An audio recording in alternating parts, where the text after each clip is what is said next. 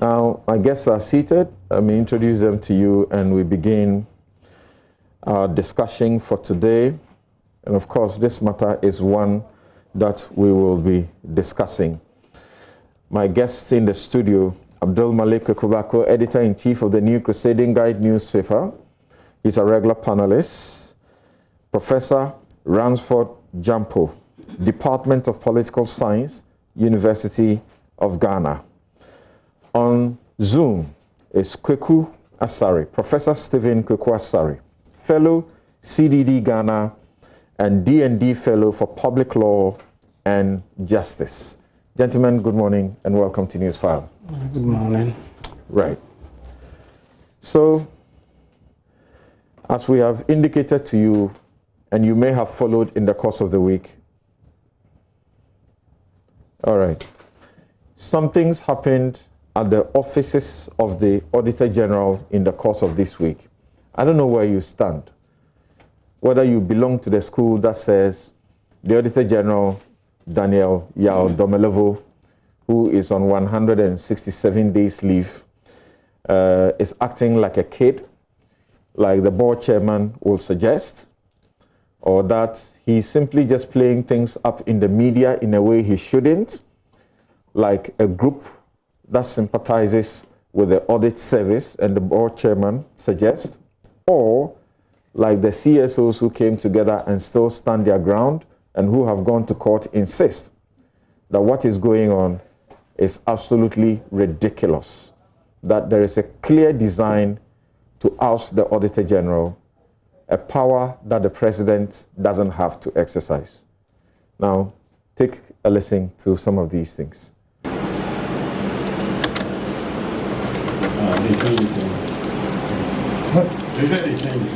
There's no need for trying. Yeah, but the key cannot even enter. It's a different. How do you see that?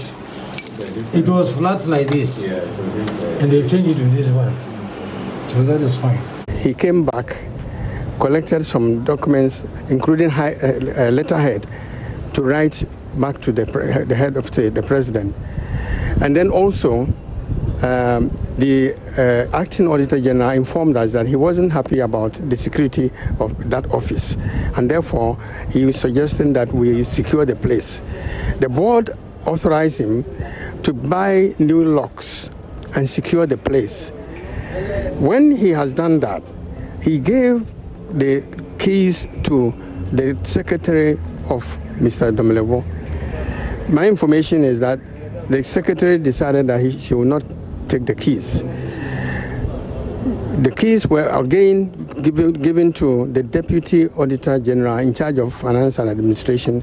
I was informed by the Acting Auditor General that he says she will not take them. So we kept the keys, he kept the keys with the cashier. And as we speak now, the keys are with the cashier. Yesterday, the Acting Auditor General informed me that Mr. Domelevo came to the office, went straight to his office and couldn't get in. So he came back to inform him that he has not been given access to the place. He explained to him that the board asked him to secure the place and that the keys are with the cashier. So he could go for it. My information from the Acting Auditor General, it explained to him that the board asked him to secure the place and that the keys are with the cashier. So he could go for it. My information from the Acting Auditor General is that he said he was very furious that we have locked the place and given the keys to the cashier, so he wasn't going for it. And then he went straight to Joy FM and then the other FM stations and reported. So that's how the case was.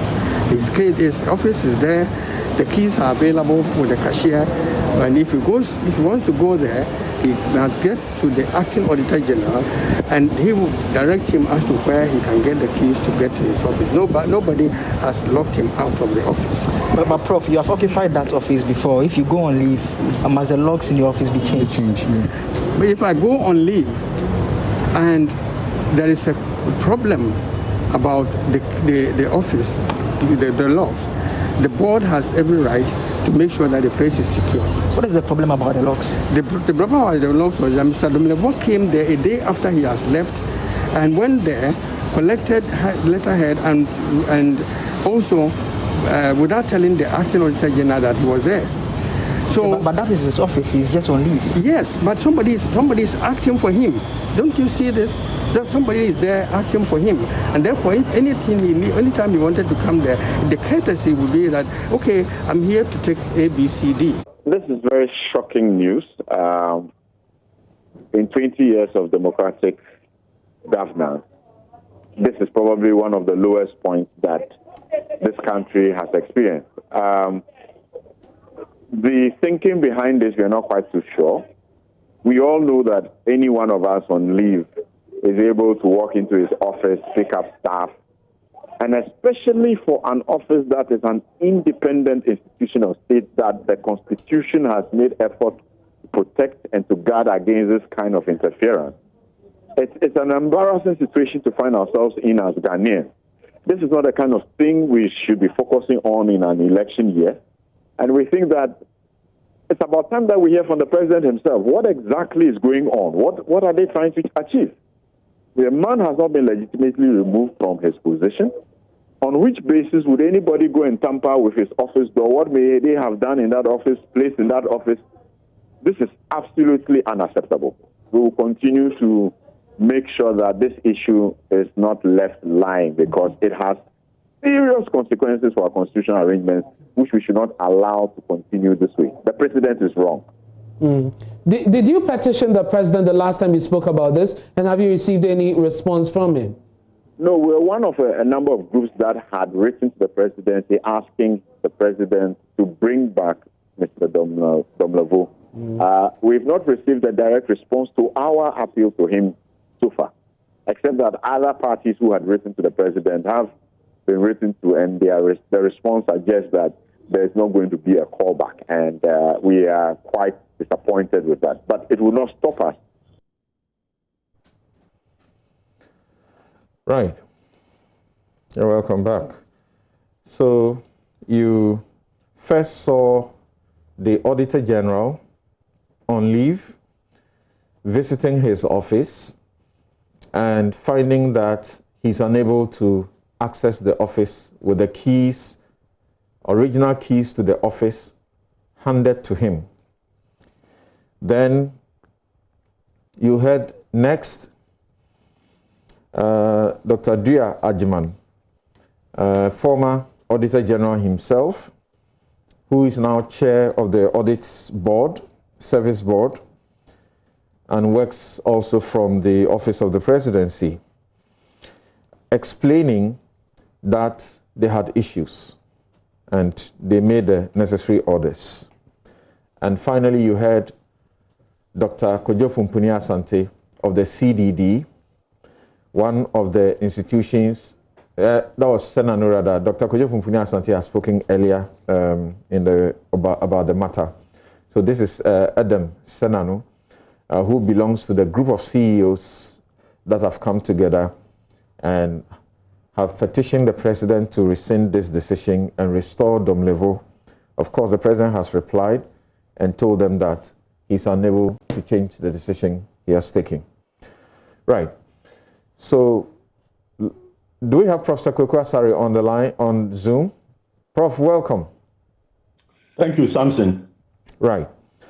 So, starting with you, because you represent the CEOs that have been championing this matter, CSOs that have been championing this matter, and you have by yourself actually taken a suit to the court, the Supreme Court, and actually sought an injunction to stop or prevent the acting Auditor General from occupying the office until the suit is determined. What do you make of the latest developments? Thank you, Samson. With leave from you, I'll make several points. First, from a constitutional perspective, nothing is more important in this country today than the vexed question of whether the Constitution allows the president to lock out the Auditor General for 167 days. This is one of the events that will be discussed for a very long time, in much the same way as even today we talk about Akoto and 7 others from the First Republic, Apollo 568 from the Second Republic, the attempt to remove Chief Justice Apalu, culminating into 4 from the Third Republic. Samson, the Supreme Court is the sole enforcer of the Constitution. We can discuss this here and elsewhere every day, but nothing will be resolved by us. The only way, Samson, to resolve this matter is to invoke, as I have done, the court's original, exclusive, and let me add a new one. This is one that most people don't know. Their apostolic jurisdiction under Article 130 via Article 2. At a time, Samson, when Intosai and Ye Afrosai, these are supreme audit institutions, groupings of the supreme audit institutions of the world and of Africa, are raising questions about the directive and its potential to compromise the Auditor General's independence. It appears problematic to me for our Supreme Court to shy away from the issue and embark on a 2-month vacation. As you mentioned, I issued a writ on July 10th, claiming the president has violated Article 187.7 by attempting to direct and control the Auditor General, that the Deputy Auditor General has violated Article 187.16 by performing the functions of the Auditor General without first subscribing to the oath of the Auditor General, relying on Samens and Asare versus the Auditor General.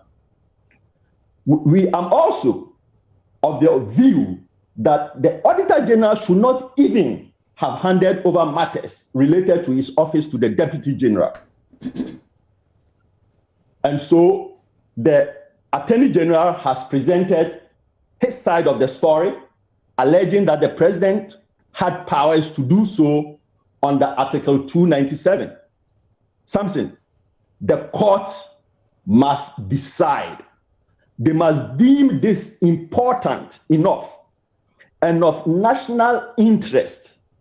And like the Aqua Court in Luke Mensa of Sunyani versus Attorney General, where the Supreme Court, on a very untidy writ, said that, look, their jurisdiction is epistolic, and so they are going to ignore all the flaws and take judicial notice of the constitutional issues and resolve it.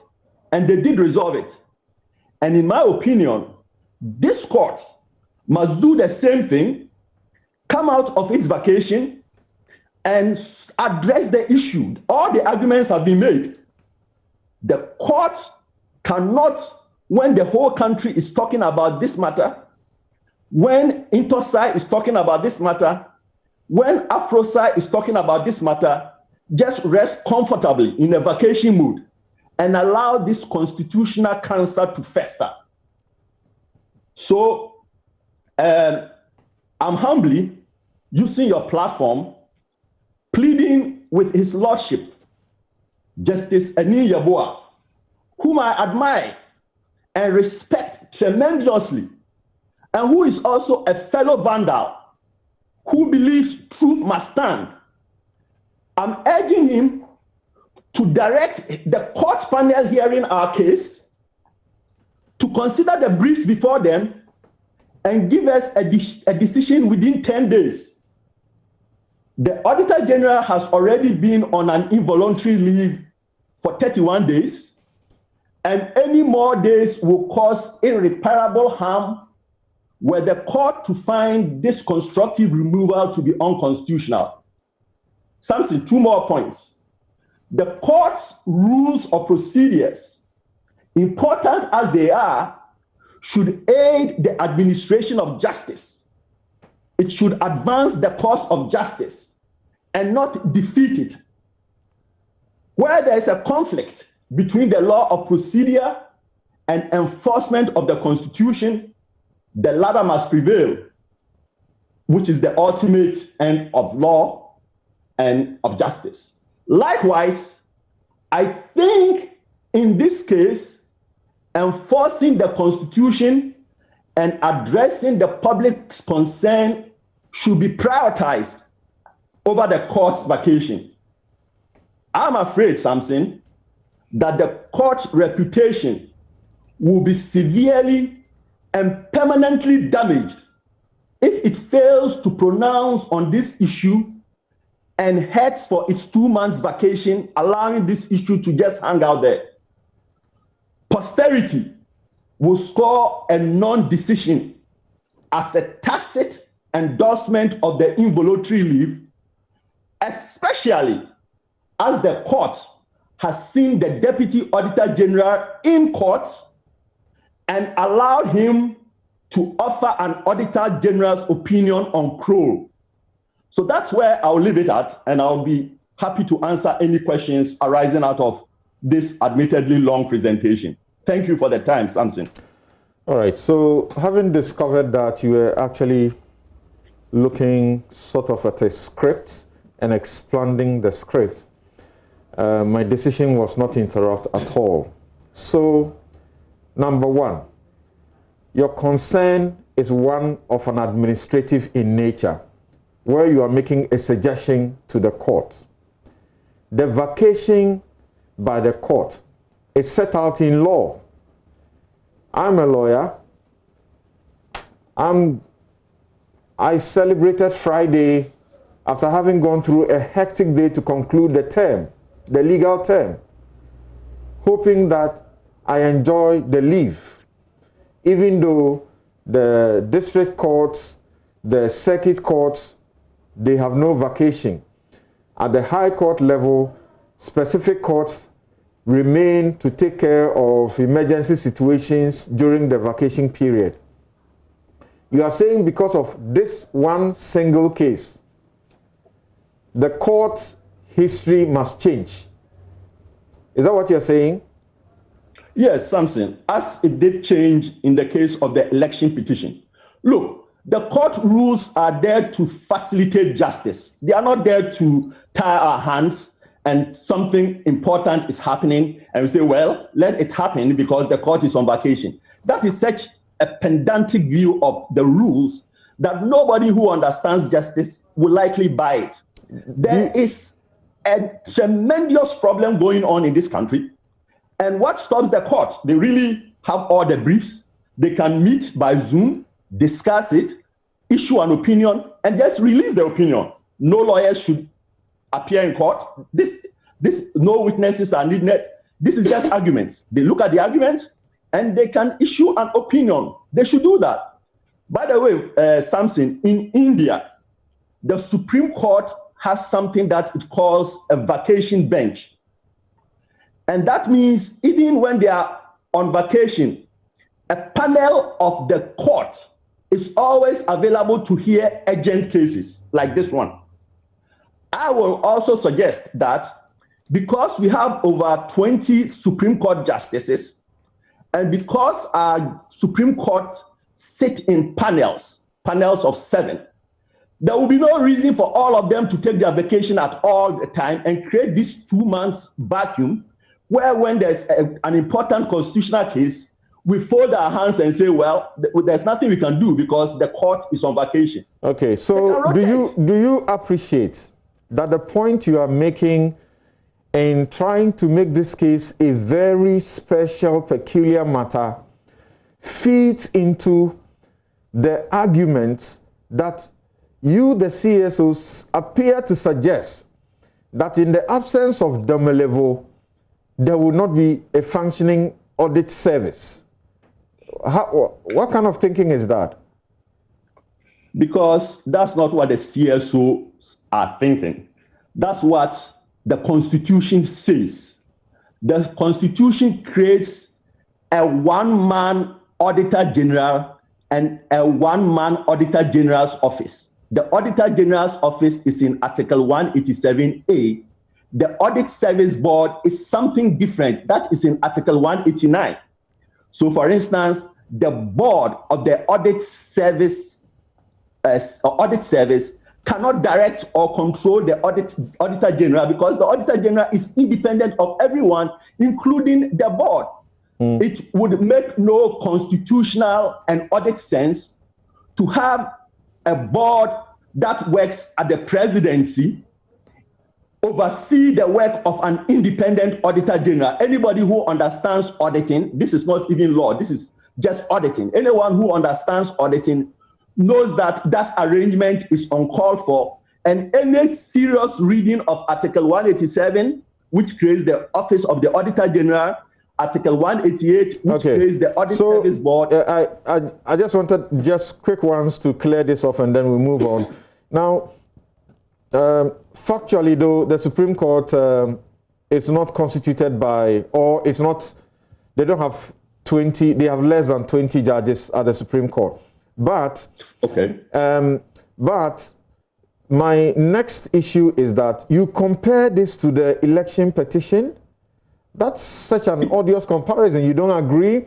And the election petition is regulated by a different law, as in the CI. That CI allowed the court to sit even on holidays and weekends. Somebody went to court and got the court to change that also, because that was not lawful. So they are not the same situations here. They are, to me. See, this is another problem, because we sometimes think that matters relating to the presidency override everything. But the Auditor General oversees the public financial system. When the person who the Constitution has appointed to oversee, to audit the public financial system, to audit the presidency, has been sent home by the same presidency that the Constitution says he should audit, we have a constitutional crisis. That matter has to be resolved by the Supreme Court to protect the public financial system, to remove the cloud hanging on the Deputy Auditor General, to stop this business of changing locks here and there, and to showcase the court as a serious sentinel of the Constitution. When I say that it is not the same as an election petition that almost brings the country to a standstill, and a historic one like that, the petition is prosecuted on a different law. That law has timelines within which every activity must occur. So it says the election of the president you are coming to challenge, you must file your case within 21 days after the occurrence of the event. If you get out of time, you will be shut, the doors will be shut to you. Now, in the present situation, the case you filed, once you deliver your case from that date, 14 days must come, within which the one you have sued must reply to you in filing what is known as the statement of case. So, strictly speaking, your case is not matured. It does. The injunction application was matured, but that one, on legal technical basis, was struck out, right? Samson, we filed our case on July 10th. Today is 1st August. Yeah, you count from the date you served the other party. Is that not so? Yeah, they were served the next day. So going by your timeline, the 14 days have elapsed. And what we have, that is another proposal that I'm going to make, that at the registry itself, lawyers must be hired who can read the case and understand the substance of the issues, to treat every case that is filed the same way and say, well, look, you filed for an injunction because they are going to execute you tomorrow, but then somebody is sitting at the registry say, well, yeah, so what? The other party has 14 days to respond. That to me is a complete misunderstanding of what justice is all about. No, that's the law. That's the law. The law should not be changed because there's a matter about Dome level. Yeah, and I'm saying this matter here raises issues about our public financial system. Only the Auditor General is supposed to audit the accounts of the Republic, the accounts of the MDAs, the accounts of the universities. All the audits that are being done now are being done on a questionable basis because the Auditor General who is supposed to oversee that is not there. That's something that everybody must understand. That's a very serious issue. Okay. All right. So you know what? Let me pause on this matter at this point, and then the specific. If you can spend just some 2-3 minutes, because we have spent much of the time on this, on what you make of the conduct of the Auditor General going back to his office and seeking to access the office, taking, video, as it were, which has now gotten into the media. I do not have evidence that he took the video himself, but obviously he permitted it. And people may be justified to say he planned it. Look, the Auditor General, unlike most people, is directly employed by the people of Ghana. He's not employed by a ministry. He's not employed by the president. He's not employed by anybody. He's directly employed by the people of Ghana and accountable only to the Parliament of Ghana. And I believe he wants everything that he does to be transparent. And so what he goes to his office and the locks are changed, and he goes to the people who hide him, the people of Ghana, and he says to the people of Ghana, I went to my office and the locks are changed. Why is that a problem? To me, the bigger problem is the board chairman of the audit service who is at the Auditor General's office micromanaging. That's not the role of a board. But what has he going back to that office? He's on leave. What has he got to do in that office? I believe he's not on leave. I believe that he wrote to the presidency that he's going to take some leave, and he believes that the accumulated leave that he did not use had expired. So at any point in time, in my opinion, he can decide to resume work. And if I were him, I'll resume work. Well, he wrote to the president and said, out of courtesy for the office of the president, yes, he was commencing his 2020 leave. Yes. By what we know, his leave is supposed to be for 40 plus days. Is that not so? 41? So if you are done... Show me the letter or the statute, or where are you getting that 44 days from? Where are you getting it from? I suppose that they have, if you want to use the Public Services Commission Human Resource Manual and Policy, you may find that maybe that's what is entitled. Is that not the basis on which the 167 days have been calculated? I don't know the basis. That's why I'm asking you, show me something that says the Auditor General has to take 44 days leave every year. I mean, sometimes we just accept things that are told us without trying to probe that matter. We need to see that. Look, Samson, constitutional officers are sui generis. They are employed by the people, and the laws that apply to you and I do not necessarily apply to them. So when the Constitution has said we have a president, there cannot be a subsidiary law which says the president must take a vacation of 44 days, and if he doesn't take that, we are going to send him home, and then ask the vice president to act while the president is on this involuntary leave. The question of compelling one to go on leave is a different matter and not a subject for this discussion, obviously. And yeah, but you have brought it up with these 44 days. And you have clearly put your matter in the before the court. And like you said from the beginning, you have a lot of respect for the judges. And you just gave me an education about something about their epistolary jurisdiction, that they would deal with this matter and give us a conclusive end. But whilst the Auditor General may be sui generis, like you say, are you suggesting that he's not subject to law? Are you suggesting that he's above the law? People don't understand that. A posturing that suggests that in his absence the office is dead? No. There's nobody who is above the law.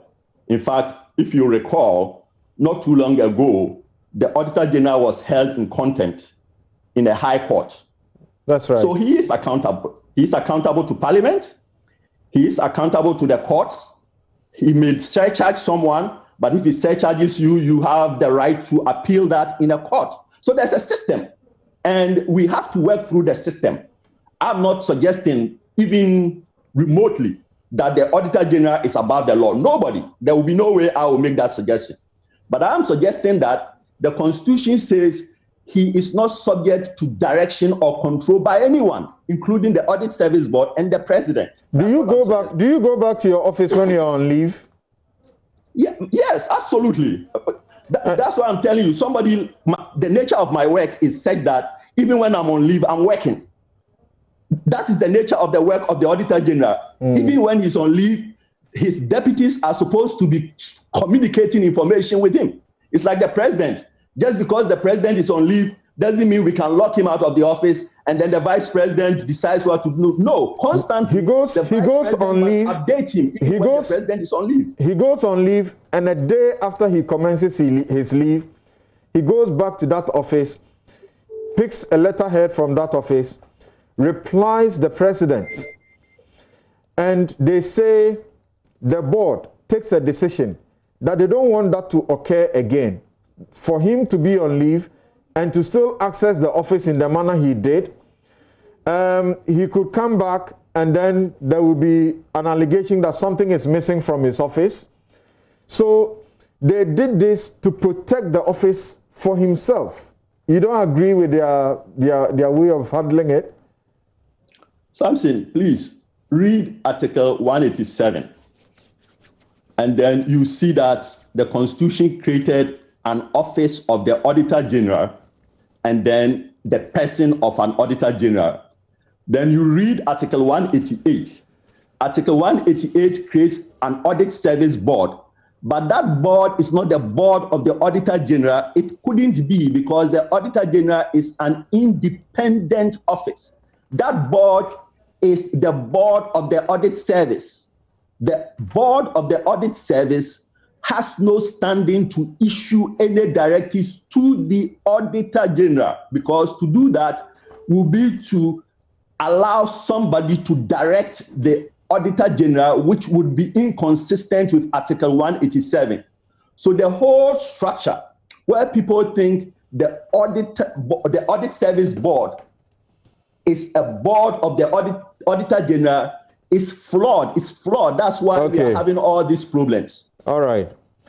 Thank you. Hold on there. And before I go to my other guests in the studio, I'll just read a portion of the law that Professor Asare invites us to read. Article 187 says there shall be an Auditor General of Ghana whose office shall be a public office. Then he's responsible for, it says too, the public accounts of Ghana and of all public offices, including the courts, the central and local government administrations, of the universities and public institutions of like nature, of any public corporation or any other body or organization established by an act of parliament, shall be audited and reported on by the auditor General. For the purposes of the job he will do, the Constitution says, for the purposes of Clause 2 of this article, the Auditor General or any person authorized or appointed for the purpose by the Auditor General shall have access to all books, records, returns, and other documents relating or relevant to the accounts. The accounts of Ghana and of all other persons or authorities referred to in Clause 2 of this article shall be kept in such form as the Auditor General shall approve. Then he goes on and speaks about the fact that he will be accountable to Parliament. You do, Parliament's Public Account Committee shall look at his work, among others. And of course, many of you know by now that his office, by way of removing him, is akin to a justice of the Superior Court, which means that by Article 164, he can only be removed through a certain process and not by a president or parliament or anything like that.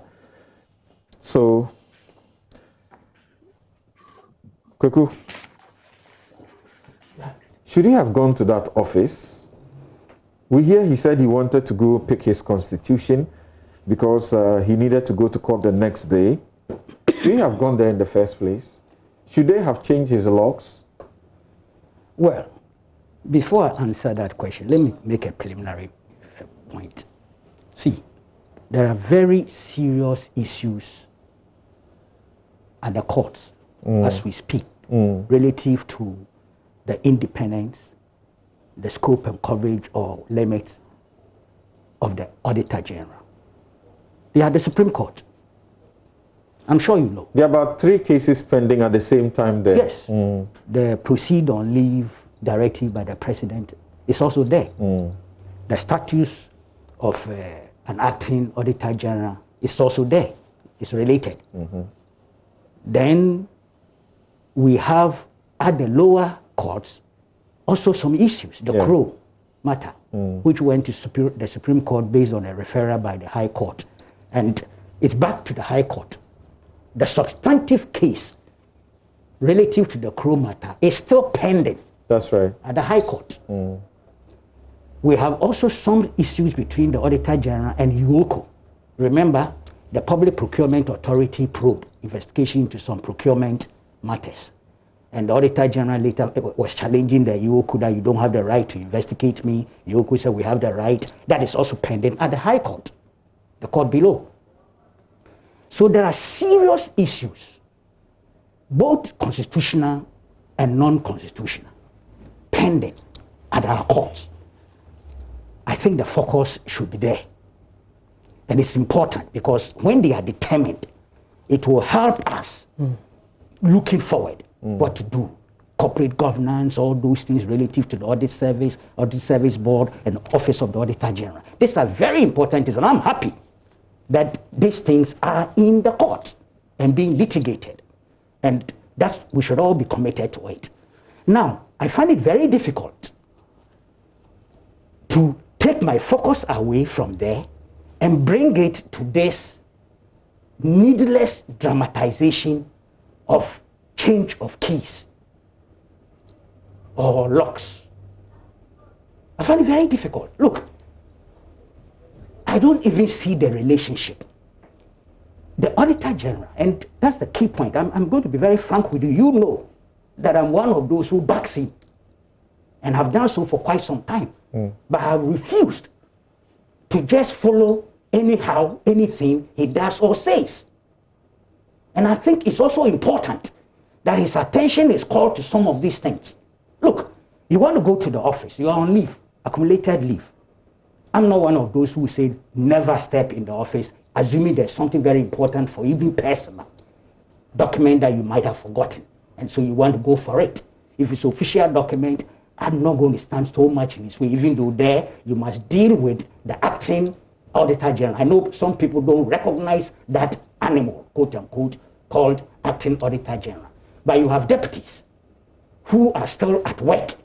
And if there was good human relations, I'm assuming that there is, then there should be no difficulty for you at all to inform somebody that I'm on my way. And indeed, I'm told that he did call the acting Auditor General and told him he was on his way to the office to pick some documents. The acting Auditor General, and this is subject to verification, of course, said, I have no difficulty. You could come. So he proceeded. It was when he went and then the key couldn't work that he got upset and went back to the acting Auditor General, right, who indicated to me that yes, based on some security reasons, a leakage of a certain letter and other matters, we've had a directive from the board to change the locks. But the keys are available for you. So I don't see this thing about lockout. I've checked the Labor Act. I've read the legal definitions of lockout. What happened is not a lockout. I think it's just used for English, English usage, not in the legal term. I know, but you must explain it. In such a discussion forum, we need to do the definition right. Okay. It is not a lockout. And indeed, the change of the locks too were not done covertly or nicodemously. It was done in the full glare of the Auditor General Secretariat staff, supervised by the Director of Administration. Should he have been informed about it? Should he? Yeah, you can concede to that. He could have been informed. But I'm saying that that itself is not critical, because when he wanted to go there, he called. He made a call to the acting. The acting said, please come. And when he went and he couldn't open, he went back to the acting. And the acting said, oh, I thought your secretary, because no Auditor General takes his keys home. I've checked. It's not a standard office protocol. No Auditor General takes his keys home. We are not told that he takes his keys home. We are not told that. Yeah, so this key, where did he get it from? So where did they get the key that he was using? So they tell us that the keys were being handed to, is it secretary? But now they have decided the new keys, if he wants them, he could get them from, is it the finance department or somewhere? The new keys were, after the locks were changed, the new keys were given to the secretary. The secretary, and I can understand her, in view of the noise about leakage and things, declined, even though occasionally if she wanted to go into the office to file papers, she did go for the key. So she declined out of fear, I suspect.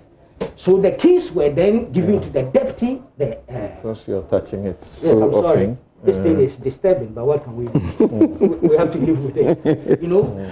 So that it was the keys were sent to one of the deputies. You start touching yourself. Okay, responsible for finance and administration, because they also have the authority over the estate unit. Right. And she said, look, I don't have a safe in my office, but there's a safe at the cashier's office. So it was sent to the cashier's office. The point I'm making is that nobody had put obstacles in the way of the Auditor General from entering his office. So when he went back to tell the acting Auditor General, the acting Auditor General redirected out. He even volunteered to go himself, to go and take the keys for him. Yeah. And then the Auditor General said, look, I'm no longer interested in accessing the keys to the office. Is he justified to be unhappy about such a thing having been done to his office without his consultation? It is petty. You can get dissatisfied, but you do not overreact. You do not overreact by dramatizing the thing and videoing it and putting it out on mainstream media as well as social media. It is unnecessary. It's needless. It's comical. And we ought to speak our minds on some of these things and be direct. Where he's right, let's support him. Where he's wrong, those of us who think he's wrong, let's tell him. But the substantive issues are different. Right. And they are being litigated upon in the courts. For the national interest, we will all have to wait, we will all have to look into it. But these petty things, this needless dramatization, that has the effect of subjecting the office of the Auditor General himself, the Audit Service Board, and the Audit Service itself to public ridicule. Unwarranted, needless public ridicule. We must speak out against such things. Professor Jamfo, so You know what is kept in that office? The assets declaration forms and liabilities. They are all in that office. Okay. Of course. Very important. Very important. Sensitive thing. They are never to be opened unless there's an issue. And even if there's an issue, it will take charge. Of course. To have them opened up. Of course, we are trying to do some reforms in Parliament now. The reforms which we all support, I believe. But let's not joke with the sensitivity of that office and the records in that office. Is that not the more reason, if you want to change the locks to that office, he must have prior knowledge and be consulted? Because if you change the keys and anything happened, you could claim the thing had happened before you changed the keys. I do not know about how the protocols work here. When he was going on leave, did he hand over? I'm sure he did. Yes, he was asked to hand over by the president. Asked him hand over, so he had to hand over. Hand over. There is an inventory of things that are there, things in the files that are coming forward. It's most unlikely that he was asked to leave, and I think he had just a day or so, and he left the office. It's most unlikely that there will be such an inventory. Then you cannot hold him responsible if something went missing. But it's his office. If they didn't do the right, no, it is not his private office. My goodness, that's a public office. He will come, he will go, different auditor generals will come. In the meantime, he's the one. In the meantime, it's his office. Yes, I agree. But he wasn't locked down. That's why when they called the acting auditor general that I was on my way, he was said, come on, come. Nobody stopped him. Right. Because he is not being locked out in the real sense of the word. He has not been sacked, and indeed he cannot be sacked anyhow. We all know that. Do you think he's also justified in saying, once you have changed the locks, and you want me to take these changed keys to enter this place, I am unsure.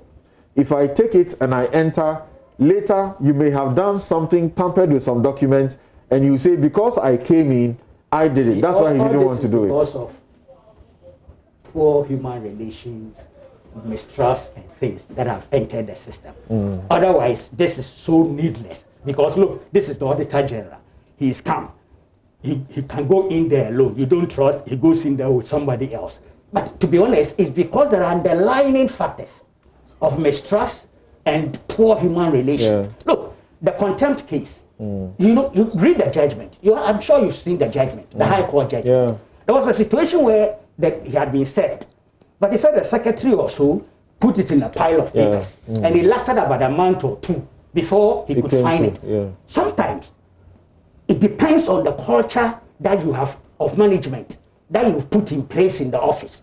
This ought not to have happened. And the court told him that you cannot say because you are busy doing a report for Parliament, and two, because your secretary mixed it up with other papers, it took you more than 1 month to know that you had a court obligation. What kind of office is that? But you know that happens. If it's but I'm on such a serious matter like the Crow matter, which has become politicized in a way. So I think we should speak out on some of these things. You have sat in the courtroom a number of times, and you have heard some lawyers even come in and say, oh, this process has been served on your office. And the lawyer says, oh, it hasn't come to my attention yet, even though it's been served on their office. Yes, not a good excuse, though. Thank you. Yeah. You just settled the matter. All right. Now, Prof, what's your reading of everything that's going on? For some, this is a vindication that he simply has been asked. Like Professor Kweku Asare will say, the legal term, constructive dismissal. Constructive dismissal is where we have not written actually to say you have been dismissed, but we are doing things that gives you an indication that we don't need you around the place. Well, I think this is another strand or another aspect of the issue, but I was interested in where Kweku Baako went, and we must look at that and then look at other issues in addition to what Professor Kweku Asare has also raised. I believe that it's a fundamental issue of mistrust between the Auditor General and then the powers that be. As he rightly indicated, if you are going to your office and for some reason they thought it fit to change the locks, and they also informed you that, look, the locks have been changed, and he went there, and indeed it's been changed. There wasn't supposed to be any fanfare or a media issue of, of that. But sending the media there to video you trying to insert your keys into the lock and saying that it's been tampered with or changed blows the whole issue out of proportion. So you see, right from the word... That small bit, before you proceed, sorry for this. Do you suspect that this Auditor General may have done this for a strategic purpose? That the keys to his office have been changed without his knowledge, and perhaps somebody has whispered to him he wants to go and gather the evidence and keep, just so in future anything comes up, he will have the ocular proof, hard evidence to show that in fact the locks were changed. So you see, he puts the key in, and then you hear him explaining. You see that the original key, it is a square. This one is like this, it's not entering. Do you suspect this is strategic? Well, I don't know. For preservation of evidence. Well, but the point is that it wasn't, I'm not sure that he went there and then suddenly got to know that the keys have been changed. As Kweku said, and I have no reason to doubt what he's saying, that he had spoken to the acting Auditor General, okay, and he had been told. And if it is true that no Auditor General goes to his house with his keys, then when he went to the Secretariat, I'm sure they should have given him the right keys. Maybe he took the wrong key. And so when he went there and it was not opening, the best thing to do is, look, it's not opening. And they told you that yes, for X and Y reasons, we have, we decided to change the lock. And so I'm thinking the simple thing that could have been done was, so give me the new key, and then you go on. Dean of European Studies at the University of Ghana. You are on leave. You want to go back to your office to fix something. Of course, like Professor Kweku Asare says, all of us, our offices cannot be equated to that of the Auditor General because that's a sensitive place, very sensitive. You get to your office and the locks have been changed. What will be your reaction? Well, you express a certain surprise, but the point is that if there is an acting person there, or there is a superior, another person taking charge, the best thing is to talk to the person. And you see, these things are not the real issues. That other person is not using your office. They have their office already. Okay?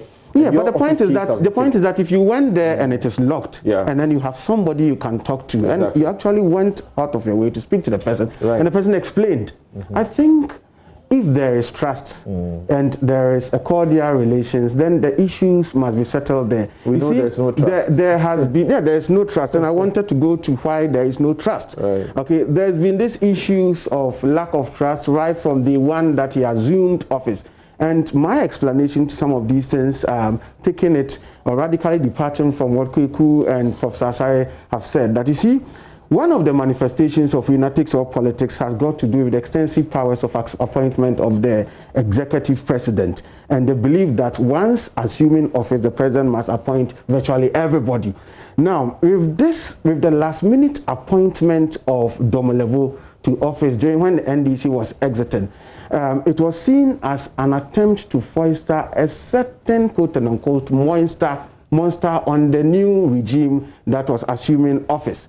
So if you were leaving office and you appointed somebody, and then we perceive him as somebody who is going to make things difficult for us, it set the stage for the kind of relationship that have existed between... No, but this is the Auditor General who was praised by the government in Parliament for saving this country a whopping, is it 5 million or billion out of the out of the contracts that were reassessed. The kinds of things that politicians say when they mount the platform and they have the opportunity to speak is different from the kinds of feelings and the perceptions that their own followers and people around them would have. And I'm saying that I've been talking to people ever since these issues, broke. And you speak with them and they make it known to you that, look, right from day one, we've never trusted this man. And what worsens the case is that, you see, his own ways of going about his work radically departs from how other auditor generals have behaved. He is always going to the media. I mean, I know Professor Edward Biajaman, when he was an auditor general, I don't think that he was always going to the media. And so once you are always exposing and then you are also making your exposés known to the media and all that, it fits into was he always going to the media, well, or that it is his office that has made history and has been empowered by the judgment procured by Occupy Ghana to surcharge people and disallow expenditure. So when he does it, it gets to the public domain.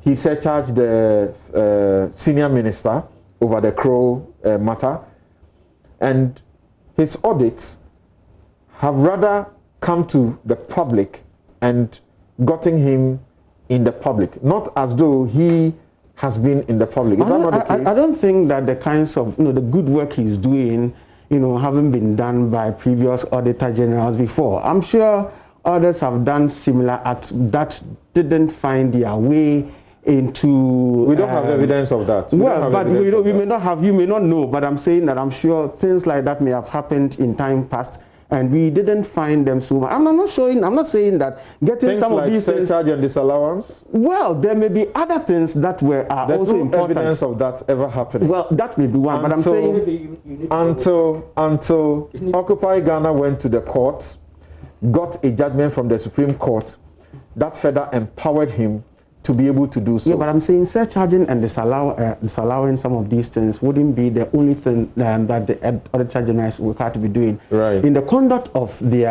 activities and their work, I'm sure they've done so many things from 1992. That's right. And some of these things never found their ways, into the public domain and via the media. And I'm never saying that. I'm not saying that if you want to publicize or get some of your activities into the media, into the public domain via the media, it will be wrong. It's not wrong. But the point is that given that others haven't done that, and then you are doing that, I mean, that kind of issue or this kind of situation perpetuates or fits into the perception that, look, this man was brought in to come and worry us. And so if that is the case, then it set the stage for the kind of mistrust that is going on. Once there is that mistrust, then I had always prayed that, look, this Auditor General should be a saint in the discharge of his duties, because once people feel that you are there to worry us, then they will dig into everything that you do to see your fallibilities and use your fallibilities to, as a way of, getting you away or getting you out of job. And so for me, I think that right from the word go, given the way and manner he had conducted his work, and then given the fact that others feel that, look, we don't trust you, and such a sensitive position should not be occupied by somebody that we cannot trust, there's been surreptitious ways and means of digging into whatever we can find to use as a way to, tell you to step aside. So the bigger issue would be that we do not clearly have precedence of an Auditor General who was exposing, quote unquote, the regime at the time, or that often we would rather know after the fact.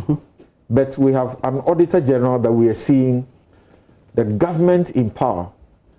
He's doing work that they may be uncomfortable with. He's done work that they have praised him for because he saved the country millions of money.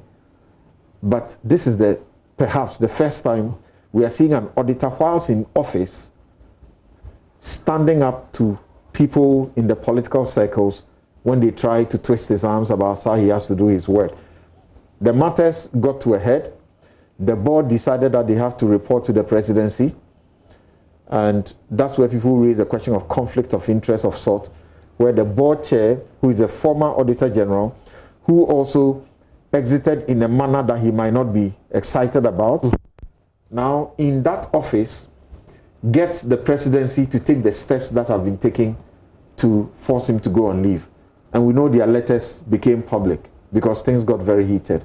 Is he justified to have the suspicions he has?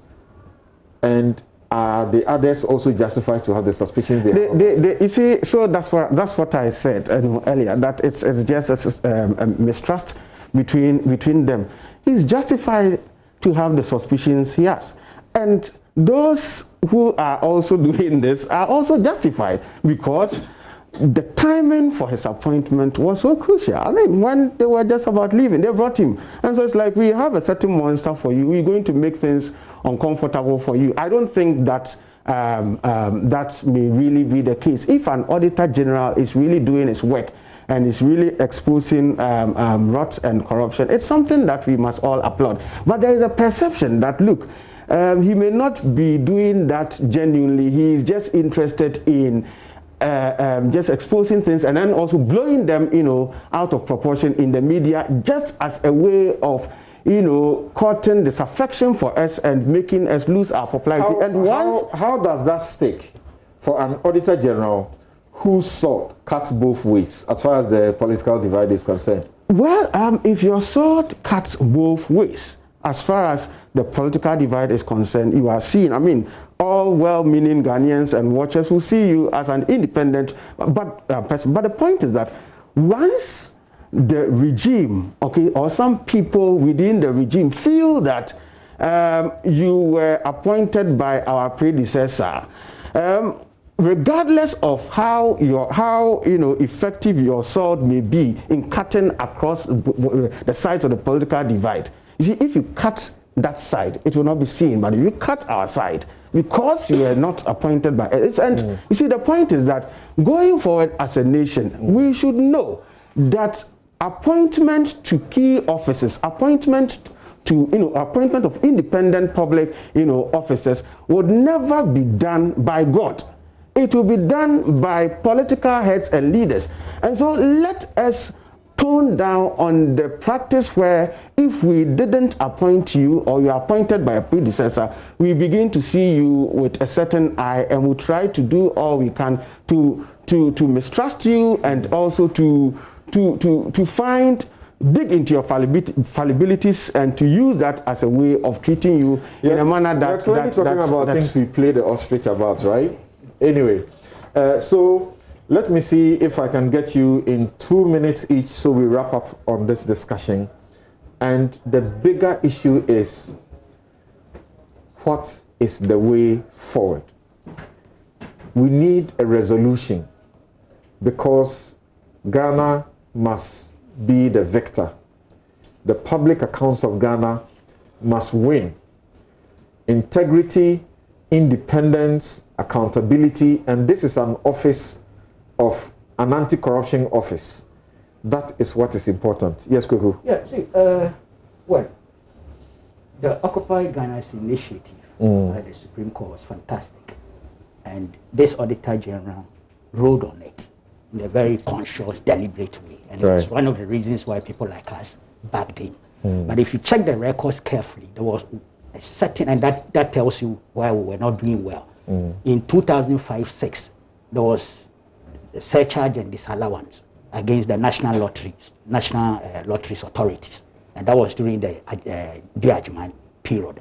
But it's so minimal if you're doing a comparative thing. So the Occupy Ghana thing was meant to consolidate that thing and get everybody moving. And I'm still for it. And the Auditor General did well going alongside it. But I'm not too sure whether we can say that this is the Auditor General, the only Auditor General in our history that has done things against an incumbent administration. So. Because look, something, read the audit reports that are sent to Parliament. You will see that there are a lot of things indicting MDAs and MMDAs that the incumbent administrations are presiding over. So really, it is not true that this is the only Auditor General that is pronouncing things against people who belong to the sitting administration. The Osafo Mafu thing was brought to a forward banner and politicized, not by the Auditor General, but by interest groups, political interest groups especially. Look, that letter that leaked, the 2nd July letter, signed by the acting Auditor General, one of the deputies, was nothing but inspection of documents acknowledgement. which they sent to the Supreme Court. You know, the Supreme Court had asked that something should be done. So they sent it back there, and it has been sent back to the High Court. The substantive case is pending. But people interpreted that thing to mean that the acting Auditor General had purged Osafo Mafu of any allegations or findings, which was a fallacy. And the story worked so well because Thank you. Auditor General just left, and within few days of his leaving, then that comes in, and they say the new guy has cleared Osafo Mafu. It was a case of optical illusion. Nothing had happened. Okay, nothing had really happened in substance. Okay. So that's the point I'm making.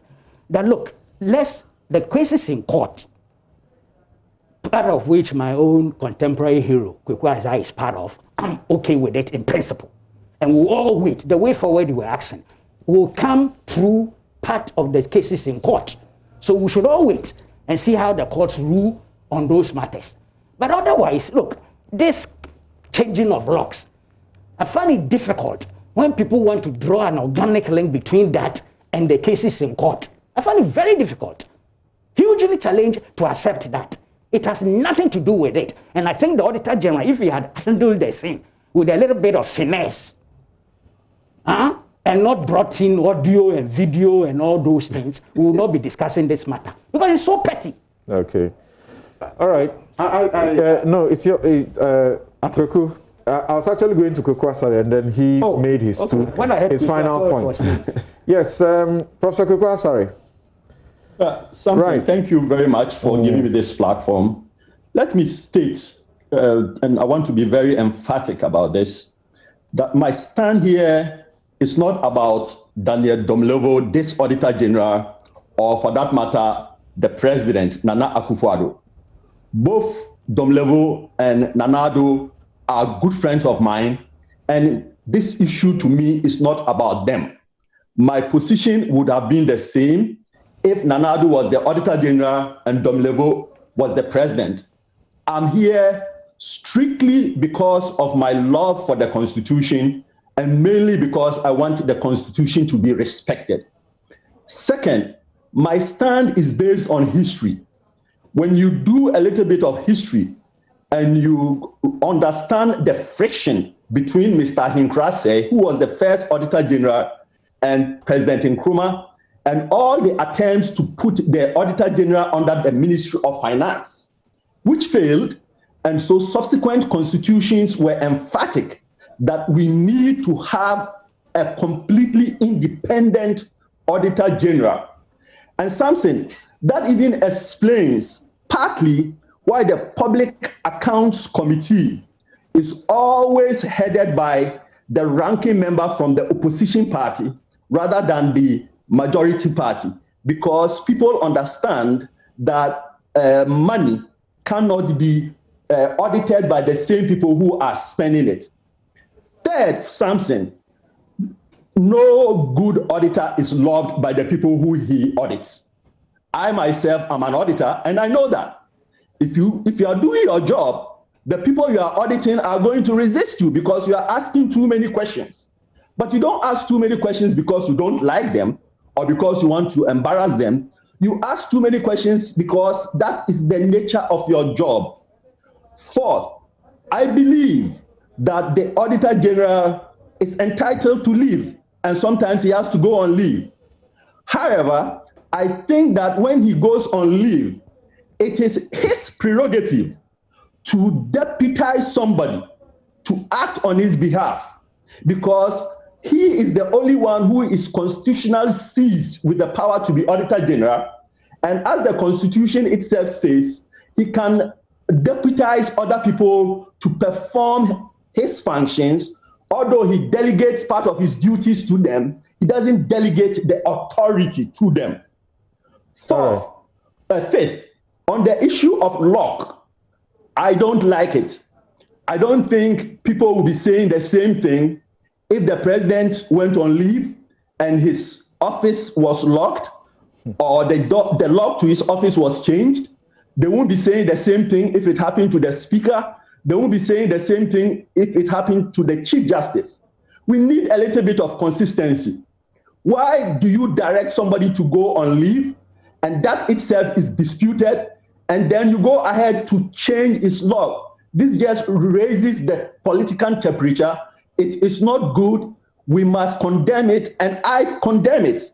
Okay. Fifth, I ask everyone to read the cases of William Brown and Apia Ofori to understand the importance the court itself has attached in previous cases to the office of the Auditor General. And some the last one. I want to thank very much my good friend and lawyer, Mr. Eric Alifo. I contacted him very late in the process, and he did 24 hours, 48 hours, hard work, putting all everything together and filed the brief. I'm so grateful for the good work that he has done, and I really, really, really want to thank him using your platform. Okay, great. Eric Alifo of Help Law Ghana, helping people who cannot afford legal services. Kweku Asare, is he one who cannot afford services or what? You are helping him. Yeah, so you have your 2 minutes and then we... Well, I think the fundamental issues have been taken to court, and I am also one of those who believe that it is not within the right of the president or the executive arm of government to be directing or determining what must be happening to the Auditor General. And so I agree with Kweku Asare that going on a vacation and allowing a constitutional issue like this, a constitutional cancer like this to fester, in my view, would amount to judicial negligence. And so they should quickly look at judicial negligence. Yeah, because it is a serious issue that in my view must be given all the attention it deserves by our judiciary. And it's important that they rethink their vacation and see what they can do to bring a finality to the issue. And then the other important issue has been that, you see, when with these issues going on, we've had several civil society organizations coming in to make an appeal to the president, to rethink its stance. Over 400 CSO leaders came together. Yeah, and I am a bit disappointed that you have top brass within the ruling party, all of a sudden saying that they are pro-opposition CSOs and whatever they are saying. I mean, the president says, well, I'm an obit. CDD, GII, Ghana Anti-Corruption Coalition, somebody saying they are pro-opposition. Yeah, I've heard people saying that they are pro-opposition CSOs. The president has simply said that he's unable to grant their wish or to listen to them. But you have people also going out of their way to say that, look, we can't listen to you because you are all in bed with the opposition party. And I think the practice of tagging CSOs simply because you do not agree with them is disingenuous and it must be discontinued. And we must also take note of this, that you see, it cannot be that when all these CSOs are speaking with one voice, they are simply, saying so because they are opposed to the existing government. I don't think that is the case. And we should note that once you begin to do that, these are organizations that have support from floaters and from discerning people. Anyway, and so you do not ignore yourself so much to thank you very much. I'm sure why won't you let me finish something? I'm sure you have 2 minutes to conclude. Okay, finish. I'm saying that so once you do that and you are seen to be all of a sudden in opposition to them, you create a certain sense that you are a bit intolerant, and it may not work, in your favor. But the CSOs don't know it all. No, they don't know it all. But the point is that simply referring to them and their position as, look, coming from people who are in bed with the opposition party is disingenuous. And don't forget that when the NDC was in power, the same thing happened. They took active steps. Some of them brazenly said that we are going to destroy you, we are going to decimate you, we are going to destroy your sources of funding and all that. Now today they are crying that why the CSOs, why are they not supporting us now that they are in opposition? And so my point is that it is out of the quest and their desire to ensure that there is good governance, that you see them talking the way they are talking. And so I would urge the president, when the president started his office, he had an excellent relations with these civil society organizations. He created several platforms for him, for dialogue between civil society organizations and his office. That dialoguing platform, I can't see it any longer. But the point is, all hopes aren't lost. The president still has an excellent chance to listen to CSOs. And let's see how the judiciary also recall themselves from the vacation and to bring a finality to a serious constitutional issue like this. All right, thank you very much. And as regards the Supreme Court, as and when they take a decision that they need to have a matter dealt with, they will do so. But as the laws are in place, it does appear that they would often follow how the law dictates what they have to do. Prof. Asare says that the Office of the Auditor General is sui generis. And we kept saying sui generis like lawyers will often say, which means it's a unique office and must be treated in a certain unique way. All right, we'll take a break here. When we return, there's a 90-year-old woman who has been lynched, and the police have made some arrests. We'll look at that briefly, and then we'll ask questions about the magic that Jane brings to the John tickets for the 2020 elections. We're